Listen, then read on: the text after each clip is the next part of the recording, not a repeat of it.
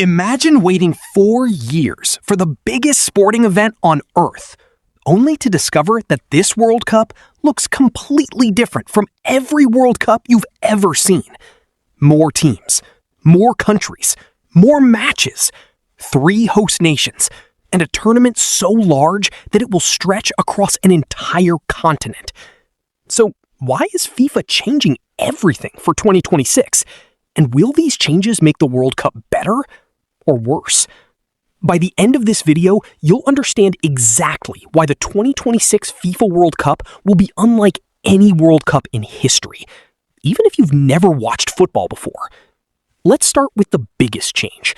For nearly 30 years, the World Cup featured 32 teams. That meant only 32 countries earned a place in football's biggest tournament. But in 2026, that number jumps to 48 teams. Think about that for a second. 16 extra countries.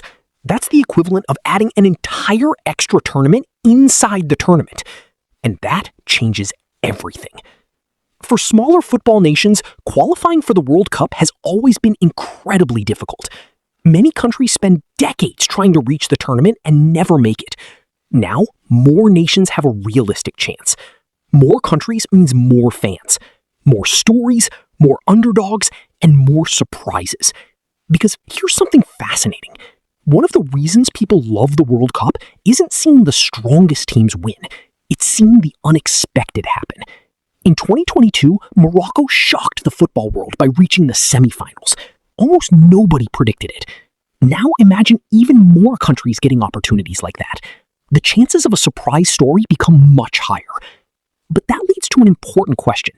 If there are more teams, doesn't that mean there are also more games? Exactly. And this is where things get even crazier. The 2022 World Cup had 64 matches. Imagine watching a movie, and then suddenly someone adds another entire movie before the ending. That's basically what's happening. The tournament will last longer.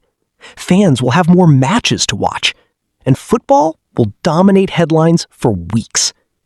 But there's another reason this matters. More matches means more opportunities for dramatic moments, more last-minute goals, more penalty shootouts, more giant-killing upsets. And if you've never watched a World Cup before, trust me, the chaos is part of the fun. Now let's talk about something the World Cup has never done before: hosting the tournament across 3 different countries. The 2026 World Cup will be hosted by the United States, Canada, and Mexico. 3 nations, 1 tournament. That's never happened at this scale before. Most World Cups are hosted by a single country, sometimes 2. But 3? That's a whole different challenge. Imagine organizing the world's biggest sports event across thousands of miles.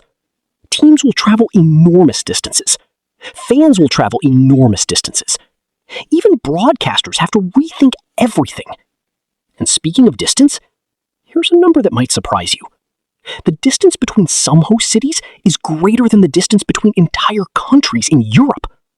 A team could play 1 match in one city and then fly several hours for the next game. That's very different from previous tournaments. And that brings us to another massive reason why 2026 feels different: the United States. For many Americans, football still sits behind sports like. Now let's talk about the players, because this expansion creates both opportunities and challenges. More teams means more players achieve their dream of playing in a World Cup. For many footballers, that's the ultimate goal. Not winning a league, not signing a big contract, playing in a World Cup. Some players spend their entire careers chasing that opportunity.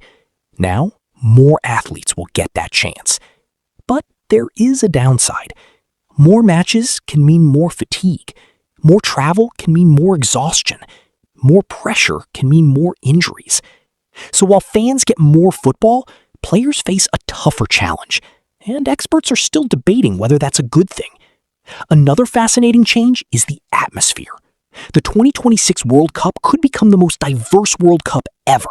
Think about all the cultures involved.